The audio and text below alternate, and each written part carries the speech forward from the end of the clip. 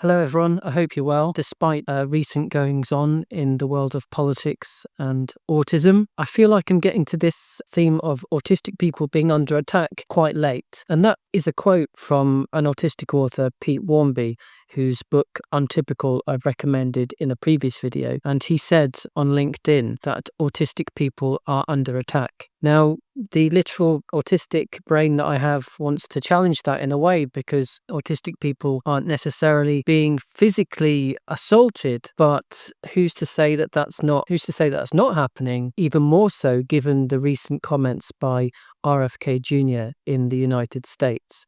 So I hope that is not the case, but it does seem somewhat inevitable that such comments from such a senior politician would give people the excuse confidence to target autistic people. Because the comments that were made out that autistic people are diseased, are inferior. And a disease is something that you want to eradicate. It's something that you want to get rid of. And it's horrific to think that people would just want to get rid of autistic people. But I think that that's the short of it, really. That's what RFK Jr. and others who support him are looking at achieving. This is eugenics. This is about distorting the human race to get rid of difference in order to serve the interests of an elite. It's really, really worrying, and I feel obliged to add my voice to the many other voices that are alarmed by what's going on. So RFK Jr. said this, autism is a preventable disease. No, it's a neurotype. You're born with an autistic brain. A disease is something that you acquire. Once you're here, you catch a cold, COVID. It's something that happens once you've arrived in the world. Autism is not something that you can catch from your environment. It's not, people aren't contagious with autism. Accidentally rub their shoulder or shake their hand or whatever it might be. You're not going to catch autism. RFK Jr. said, we know it's an environmental exposure. As I've just said, it's not. It's genetic. As many people who know what they're talking about have said. I don't know where RFK Jr.'s got this view from, but it's not true. You can't catch autism. It's not something that you glean from your environment and then become autistic. You're born autistic or not. He said genes do not cause epidemics. That may be the case, but it's not an epidemic of autism. What's happened is that more and more people have realized that they're autistic because there's a greater awareness of autism. It's not suddenly that autism spread like a disease like COVID. It's not like a pandemic, an epidemic of autism. No, there have always been autistic people in the world, neurodivergent people. It's not suddenly occurred. It's not happened within the human race that all these autistic people started to appear because it's a disease that they've caught. That's not true at all. It's genetic. You're born autistic or you're not born autistic. He said you need an environmental toxin. No, what you need is two people to sleep together and then create an autistic baby. That's it. And all this money that they want to spend on autism research, like looking at the causes of autism. I've just told you, as if you need to be told from me, autism is caused by people sleeping together. It's genetics. Case closed. Move on. Let's spend money, time on looking at how we can improve the lives of autistic people who are already here. But no, we're going backwards. And as Lizzie at Creative Autistic said, we're in a period of regression. We're going backwards as a species. It's really terrifying, and we need to speak out, and hence why I'm making this video. Just adding to the increasing number of videos, articles, speeches, whatever, from autistic people and their advocates, non-autistic advocates, who are horrified by what RFK Jr. said and the potential consequences of what he said. We do need to keep speaking out. Now, he infamously said, autism destroys families. I think that the quote, autism destroys families, there are kids who will never pay taxes, they'll never hold a job, they'll never play baseball, they'll never write a poem. I have read that particular quote was taken up context, because I confess I didn't see the whole speech.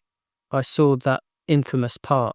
And I read a comment that infamous part of the speech, or especially infamous part, was related to autistic people with higher support needs. But, I have 2 nephews who are autistic with high support needs. My sister loves them dearly. She doesn't say and wouldn't say that her sons have destroyed the family. That's a horrific thing to say. So no, autism doesn't destroy families. Ignorance of autism does. A prejudice destroys families, like it destroys societies. There's nothing inherently bad about autism. And I think it's really revealing that he then follows up with, there are kids who will never pay taxes. And I think that's what we're getting at here. It's about whether your value is based on whether you can contribute to the economy. If you're disabled and you're not able to do what able-bodied, able-minded people are able to do, that's probably the wrong phrase, and criticize me in the comments below. But you know what I'm trying to say?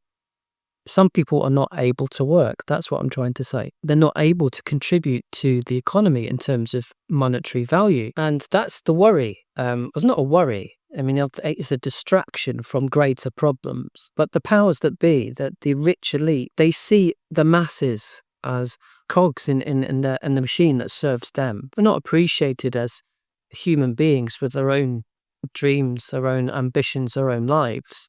And I'm talking about autistic and neurotypical people, everyone. The powers that be don't care about us. And that comment about taxes and some and the kids who will never be able to pay taxes, never have a job, that's really revealing. That shows you the perception that the powers that be have about the masses. If you can't contribute to the economy, you're not worth having around. And it's worrying when that's related to eugenics, which is what this is about. It's about trying to engineer society whereby diversity is not appreciated. We should all know, in my view, that diversity is fundamental to our survival. I mean, biodiversity. Difference makes the world go round. Difference makes life interesting. We're all individuals, autistic or not, and we should be valued as such, not whether we can pay taxes and hold down a job. They'll never write a poem. I've written hundreds of poems, but again, like I said, maybe talking about autistic people with higher support needs. But then I saw a poem that was shared the other day by someone who has higher support needs than I have, that they're autistic. And the poem was wonderful. So they have written a poem, but I'll never go out on a date. Not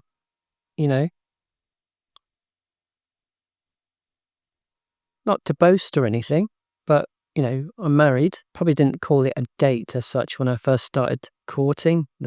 People don't use that word anymore, do they? But, I've been with someone. It can happen. I'm autistic. And then he ends, and we are doing this to our children. But doing what to our children? We are doing this to our children. You, RFK Jr., are, helping to destroy families by spreading ignorance of autism. And you are doing something to children by making their lives harder.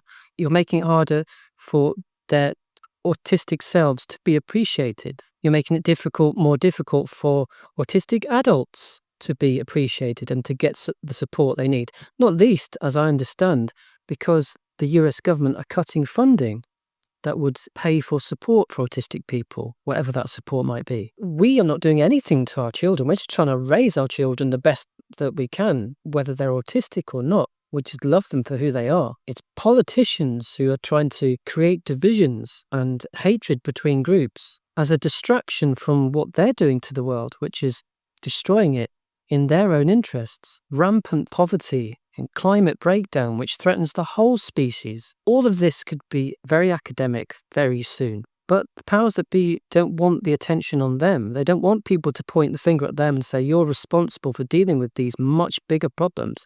It's easier for the powers that be to distract us all by saying, oh, look at the autistic people. They're weird. They're not right. We need to do something about that. All right, let's talk about autism. And indeed, I've fallen into the trap because I'm making this video. I could be, campaigning to bring about changes that would help us deal with climate breakdown. And I do, and I will continue to do so. But I'm now spending energy on this video. I've spent a lot of energy thinking about these horrific comments from RFK Jr. and the potential consequences. So he has achieved his aim, which is to distract people like me and many others and divert attention away from people who have wicked intentions and do not have our best interests at heart. I just want to quote from someone who added a comment to a Thomas Henley video about RFK Jr.'s comments. And he said, and this just reinforces what I said about how we are valued in this world. We should not have our worth as a person linked to an ability to contribute to society. No one should have to justify their existence. I absolutely agree with this. And yet here we are having to justify our existence. This video is my drop in the ocean. They say, look, autistic people deserve to exist as autistic people. I deserve to exist. I shouldn't have to justify that based on whether I can contribute to the economy or not. I am here. Love me for who I am, as I would appreciate you, not on a set of conditions. Oh, have you got a job? Can you pay taxes? Can you play baseball? I mean, I wouldn't play baseball anyway because I'm in the UK. I play cricket. Bizarre, but we could laugh it off if the implications of these comments from RFK weren't so serious, unless, of course, we keep challenging what he said and what plans might be following those comments. I mean, it's difficult for people in the UK because, it's not our government. We don't have a direct say. But I say this, I mean, in the UK, we have Nigel Farage, or Farage. I can never pronounce his name, and I'm not too fussed about how I pronounce his name. It's quite weird. Weird's not the right word. Quite funny, given that I'm so concerned about accuracy generally in life. But such is my contempt for Farage or Farage. I can't be bothered to try to pronounce his name correctly. If you don't know, he's a British politician who was instrumental in causing a massive rupture in UK politics and society by making the case for Brexit, so for Britain leaving the EU, and used a whole host of lies to justify this separation. And, I believe that one day we will rejoin the EU. But anyway, that's a different subject. So Farage has clearly heard RFK Jr.'s comments, like most of us have, and seen that as a way to share more of his terrible takes on life. So he said, I think we are massively overdiagnosing those with mental illness problems and those with other general behavioural disabilities, and I think we're creating a class of victims in Britain. Now, firstly, I just want to make the distinction, if it needs to be made, that autism is not a mental illness. Although I'm making that distinction as if it needs to be emphasised. I don't think Farage actually cares whether there is a distinction or not. He probably just bungs it all into the same pot: autism, depression, anxiety, physical disability, differences that he doesn't really care about. And yet he has the audacity to pretend that he's concerned about victims. He has no concern about whether people are victims of anything that he said or anything that anyone else has done. His concern is himself. To not only tell lies about overdiagnosis, when we should know that people are struggling to get a diagnosis and support. And if there are more people seeking a diagnosis and support, it's partly because of YouTube, and people, thankfully, are talking about neurodiversity, autism, ADHD, sharing their struggles, sharing the strengths, pointing people towards potential support, sharing their stories online. It's fantastic. And more people are thinking, oh, maybe I'm autistic or whatever. That's great. It's not suddenly that, there's been this disease and lots of people have caught this disease and gone, oh no, I'm autistic. No, there's greater awareness of autism and so on. And there's not an overdiagnosis. There's a greater demand for a diagnosis. I mean, he's made out that there's a disability register in the UK. As Lizzie at Creative Autistic also said, that's not the case. It's almost as if he's just taken RFK's speech, rehearsed it a few times in his head, and then just given a version to the UK media with no concern for accuracy. And he's got a track record of doing this, as we saw with his campaign for Brexit. Just a serial liar with no concern for genuine victims of what politicians say and do. So there are victims of his lies and victims of ignorance. And unfortunately, I think there will be victims of ignorance as a result of his comments, but mainly RFK Jr.'s comments. And, I dread to think how people will suffer because of what politicians just blurt out to the press without any concern for the consequences of what they've said. The National Autistic Society said in response to Farage's comments, children with SEND, that's children with special educational needs and disabilities, and disabled adults, including autistic people, are not victims who are being overdiagnosed. They are people who face huge delays and long fights to get the most basic support across every aspect of their lives, including diagnosis, education, health, and social care, which I can testify to. trying to get support as an autistic adult is very, very difficult. And increasingly these days, I rely on the autism YouTube community to give me that support. And I've said as much in several live streams, and I'm saying it now, creating my own support network in the absence of a formalized network of support, because the resources aren't there at the moment. So for me, this attack on autistic people is part of a wider strategy to divide society and make people attack each other in the hope that they'll be so distracted that they'll let the ruling class go scot-free and carry on destroying the planet as they've been doing so successfully. We've seen with the Supreme Court trans ruling the amount of distress that's caused. I mean, whether you agree with it or not, was that the most pressing issue in the world? Or is it the most pressing issue in the world? No, it's not. Climate breakdown is a lot more urgent. That literally threatens the future of the species. Why would we spend time talking about making a tiny minority of people's lives more difficult than they already are? Why would we do that? I think, as I've said several times, that it's not really about concern for other people. It's about distracting, the majority of the population to enable the ruling class to do what they want. That's my view. So trans people, autistic people, disabled people, let's just get them all agitated, worried about how they're going to pay their bills, not so much worried about paying their bills, but just, set one group against another group so that they're not collectively forming an opposition to the main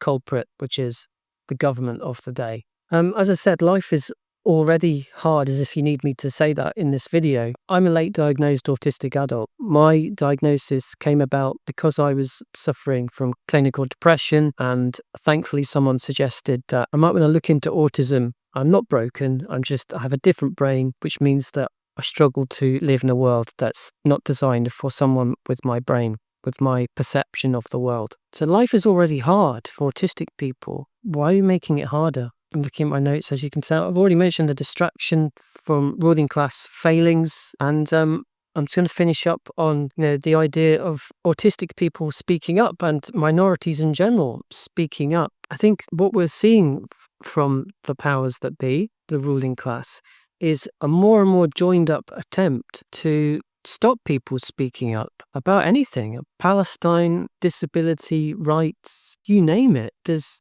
seems to me to be this concerted effort amongst ruling elites across different countries to suppress any sort of divergence of opinion. And I think we all know where that heads. We've been in a similar situation in the past where diversity of views, diversity of experience, diversity of people are not tolerated. And it's a frightening conclusion, but we don't need to repeat it. We will continue to speak out, whether it be on through a tiny YouTube platform, whether it's a letter to the newspaper, whether it's a conversation in the workplace or within the family home, whatever opportunity we have to speak out against this ignorance and hatred and mistreatment of autistic people and any minority. Whatever opportunity we have, we should take it. And I know it's draining trying to survive in a world that's not designed for us. But if you do have the energy, do speak out if you can. And actually, I'm going to just conclude by mentioning Mom on the Spectrum, who